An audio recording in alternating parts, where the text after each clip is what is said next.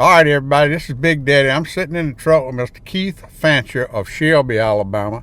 He made history on the Alabama River last night by bringing in state record alligator off the Alabama River. It was over 14 feet long. It weighed 832 pounds. And I'm just as proud as I can be to be sitting here with Keith. And Keith, Shelby, Alabama, you know you're going to be famous now, don't you? I can handle a little fame every once in a while. Well, Keith, let's talk about the Gator Hunt. Of course, you went through all the hoops and all to get your tag. You got the tag. It looks like y'all made it a family affair. Let's tell the folks exactly how you came about being down here. Let's just tell the story. Well, my cousins have done it in the past. They talked me into entering the draw this time, and I was the only one lucky enough to get the tag. I was the number one alternate, and I accepted the tag when the lady called me. So we just started planning it then. We came down and did a little scouting, and just, well, I don't know. It just right now it just doesn't seem real so far, you know. Well, I know you've been up all night. I had to chase you down because I just about didn't catch you. And but now let's tell who all was with you. You had a crowd of folks with you, and let's talk about them a little while. I did. I had my cousin Mike Bailey and his son Destin. Another of my cousins, I had J.C. Peoples and his wife Stacy, and then some friends of ours, David and Mindy Hatchett.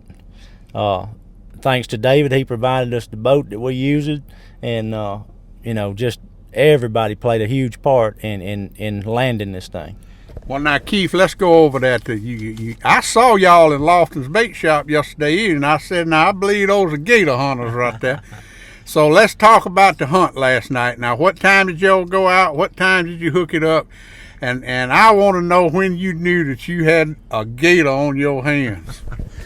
Well, we waited until 8 o'clock really to go out, and we found a few small ones, got them up. They were probably going to be close to the size, so we let them go.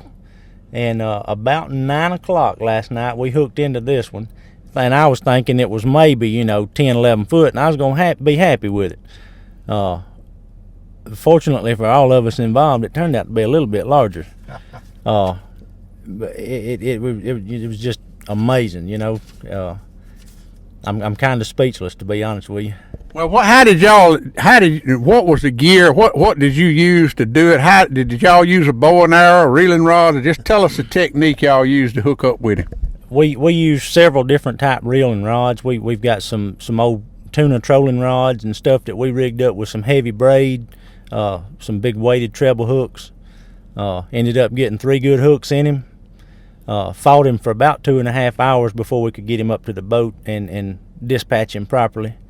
Got snare on him, dispatched him, and then we probably worked another 2 hours just trying to get him secured to the boat because we could not get him up on the deck of the boat. Got him secured to the boat, and we had to idle back downriver about 4 miles to get back to the landing.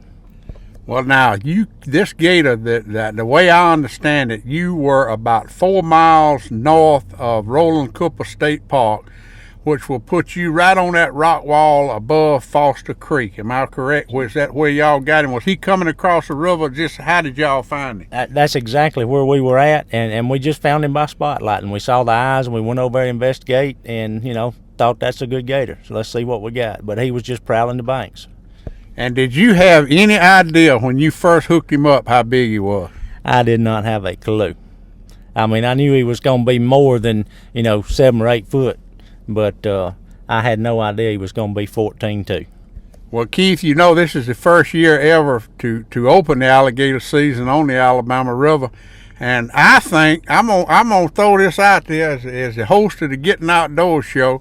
I think the man that catches the state record alligator ought to get a tag every year. What do you think about that without going through all them bells and whistles? I couldn't agree with you more.